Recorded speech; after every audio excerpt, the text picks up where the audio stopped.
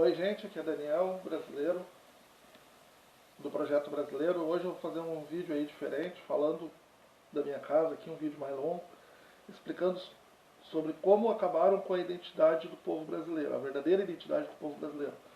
Porque essa identidade que nós temos hoje em dia é uma identidade artificial, não é uma identidade natural do nosso povo. O nosso povo, que é um povo mixigenado e um povo único, né? Porque na razão da independência do Brasil,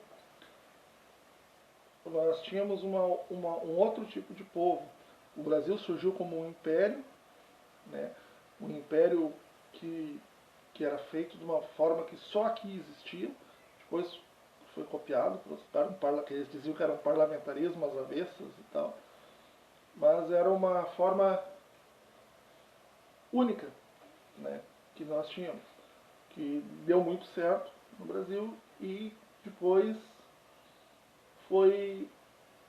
caiu pela República, porque um movimento chamado movimento positivista, que era um movimento que nega a filosofia, que nega a religião, e que põe assim que só a verdade científica é que é verdadeira, que o resto não deve ser levado em conta, o que é totalmente contra assim, a natureza do povo brasileiro, que o povo brasileiro é um povo muito espiritualizado, muito religioso, né?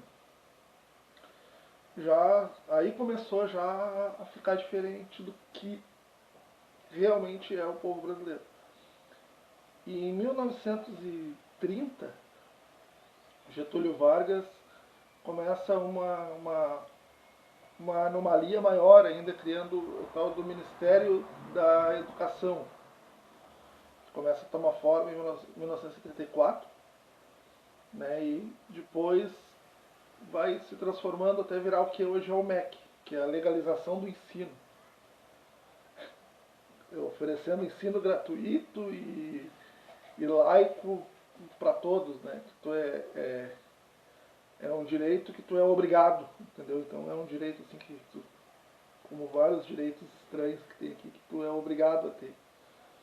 Então é assim, por exemplo, tendo uma educação legalizada, tu cria uma coisa muito estranha que é a educação ilegal, né? O que é a educação ilegal? É assim, ó. Em outros países, tu pode pagar um tutor, um professor particular para educar, para dar aulas para as pessoas em casa. A pessoa pode ter um sistema de ensino em casa. No Brasil não pode, porque tem que ser reconhecido pelo MEC, o ensino. Por exemplo, se tu tiver uma comunidade pobre, um grupo de professores resolver fazer uma escola comunitária, também não pode, porque a escola só vale as que for reconhecida pelo MEC.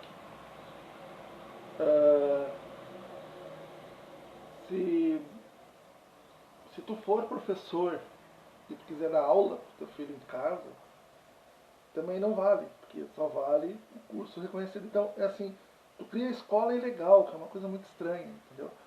Enquanto, na verdade, a educação da criança era para ser o direito e uma obrigação da família, não do Estado. As crianças cada vez mais cedo são obrigadas a ir para a escola da tutela do Estado. Uma escola que eles dizem laica. O que seria esse laico? Que não puxa para religião nenhuma, que é uma coisa estranha, porque o povo brasileiro é um povo religioso, é um povo espiritualizado. E então, na verdade, a escola pública, que eu acho que deveria ter escola pública, ela é feita para moldar as mentes das crianças desde o começo, porque essa doutrinação começa a formar as pessoas para que elas enxerguem, mas não vê, entende?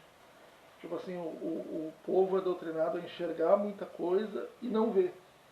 Tu aprende lá que umas coisas e que depois, com o tempo, o cara para pensar e vê que não tem lógica. Por exemplo, durante o plebiscito de 1993, se dizia que a monarquia, o rei é uma figura decorativa, que não influencia em nada, não tem poder real. Quem manda é o parlamento, quem governa é o parlamento, como de fato é, o parlamento governa, mas o rei tem a sua importância. Porém, na escola tu aprende que quem aboliu a escravidão no Brasil foi a princesa Isabel, que era uma figura decorativa, de acordo com o que tu aprende também, não faz sentido nenhum. Que existiram guerras na independência do Brasil, mas tu aprende que simplesmente Dom Pedro I levantou a espada, gritou independência ou morte e o Brasil ficou independente. Não teve guerra, não teve nada. A história não é contada. Por quê? Para mudar o pensamento do brasileiro. Tu não aprende sobre. Tu não tem um ensino voltado para o religioso, na verdade. Para mudar o pensamento do brasileiro. Para mudar a identidade brasileira. Uma identidade que a gente tem que recuperar. Por exemplo, faculdade pública. Legal, tu ouve falar em faculdade pública, parece uma coisa muito boa e tal, mas na verdade a faculdade pública nada mais é do que uma maneira do pobre pagar para o rico estudar. Por exemplo, a maioria das pessoas que estão numa faculdade pública hoje são pessoas de condição financeira boa. Por quê? Porque todo mundo sabe que quando tu entra para uma faculdade pública, tu não tem como trabalhar devido aos horários dos cursos, que são horários alternados, devido ao material. Tu tem que ter fora a questão de passar, né? Mas passou no vestibular, é um custo muito grande para te manter dentro dessa faculdade pública, que é mantida com dinheiro da União, ou seja, com dinheiro do povo. Então o povo paga para uma elite estudar. Enquanto esse dinheiro todo que vai para uma faculdade pública poderia ser convertido em bolsas de estudo, que teria um alcance muito melhor da população, ou se não, financiamento estudantil, que também ajuda muito mais o povo pobre mesmo do que a faculdade pública, né? E esses são meios que são usados para corromper a identidade do povo.